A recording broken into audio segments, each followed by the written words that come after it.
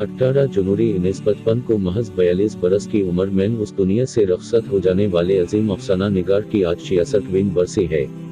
उर्दू अफसाने का जिक्र तब तक मुकम्मल नहीं होता जब तक उसमें सादत हसन मंटो को शामिल न किया जाए, जिनकी जिंदगी तो तमाम हो गई मगर उनके कलम की स्याही कभी खत्म न हुई और वो तब तक अफसाने लिखते रहे जब तक उन्होंने अपने बस्तर पर ही हमेशा के लिए आंखें बंद न करें।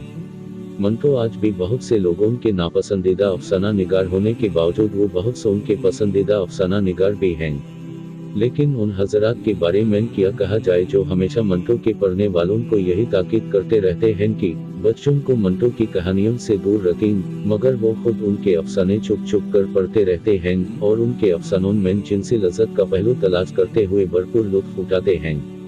शायद ऐसे ही लोगों के बारे में मंटो ने कहा था कि मुआशरे के तारीख पहलुओं से पर्दा हटाती मेरी तल्ख कहानियों में अगर आपको जिनसी लज्जत नजर आती है तो यकीनन आप ज़हनी तौर पर बीमार हैं।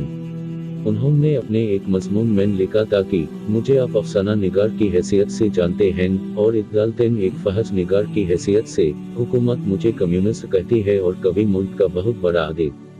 कभी मेरे लिए रोजी के दरवाजे बंद किए जाते हैं और कभी खोले जाते हैं।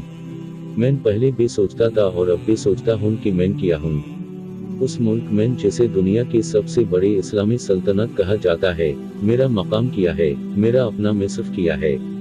सादत हसन मंटो को 14 अगस्त 2012 को बाद अज मर्ग निशान अमतियत से नवाजा गया।